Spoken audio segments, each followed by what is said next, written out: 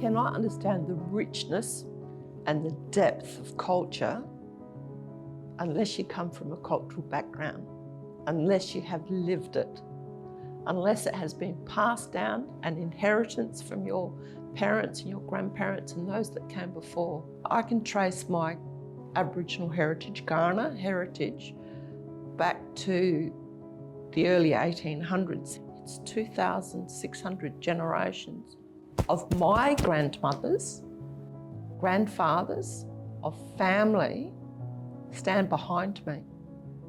That's what gives me strength.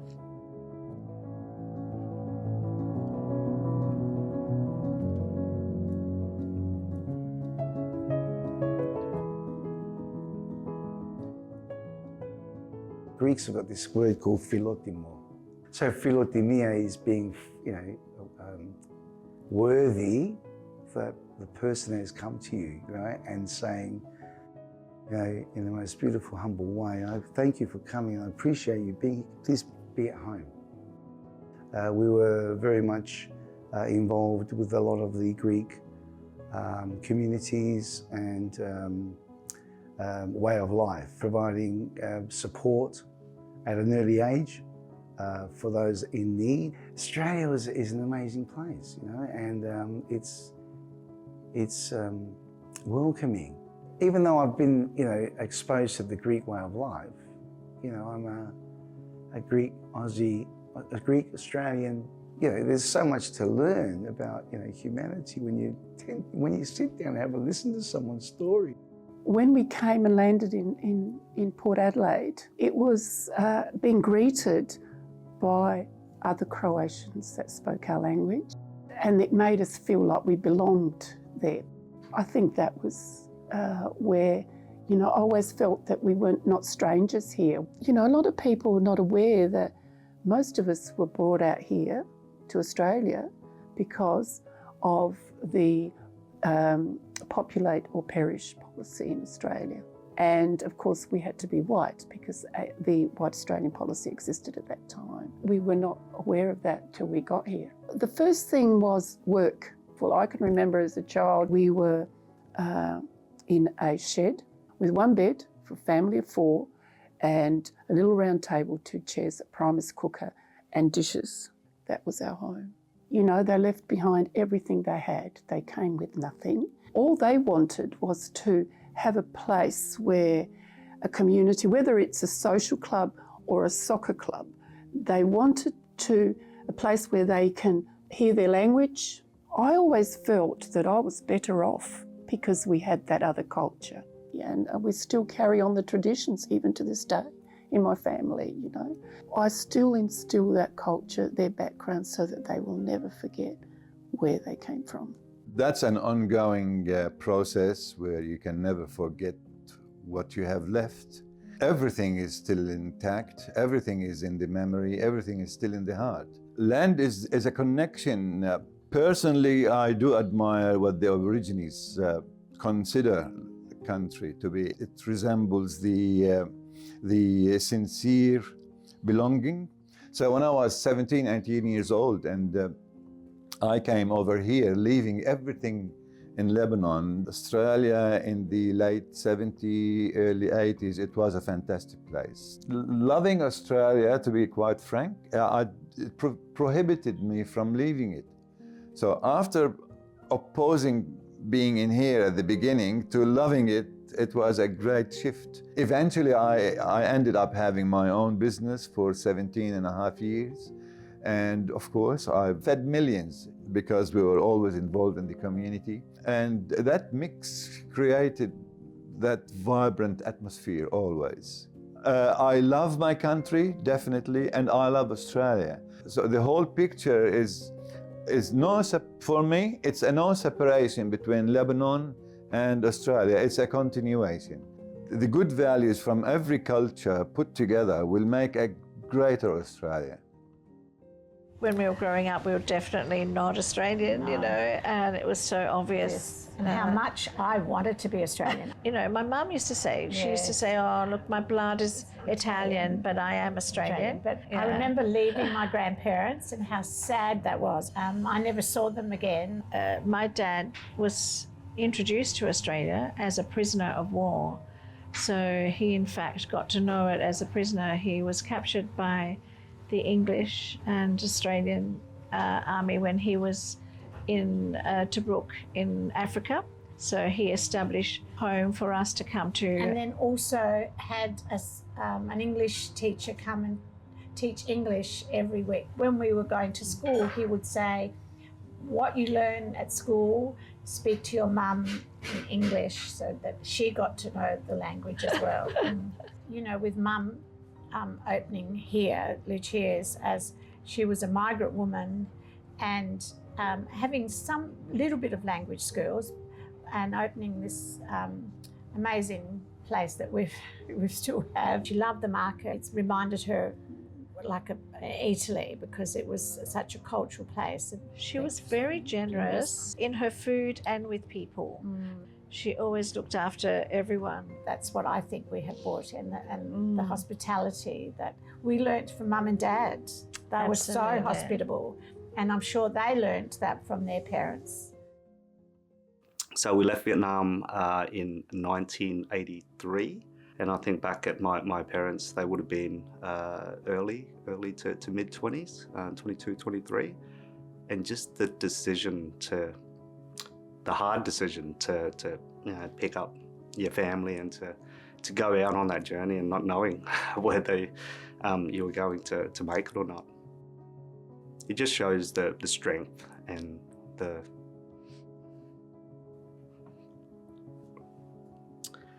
just the sacrifice that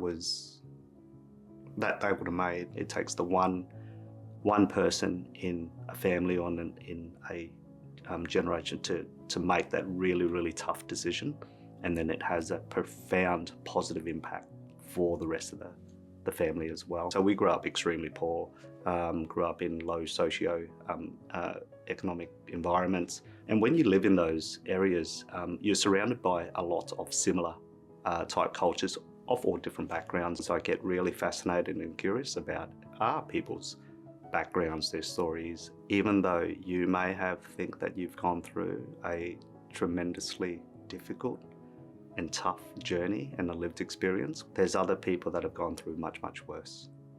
And what that perspective brings is gratitude. Biggest thing that my parents have taught me is the values which I still live on. And I think is some of those things that I think about is just treating everyone with respect and kindness, treating people like people, because everyone is a human being and we're all here to live a wonderful, happy and long life.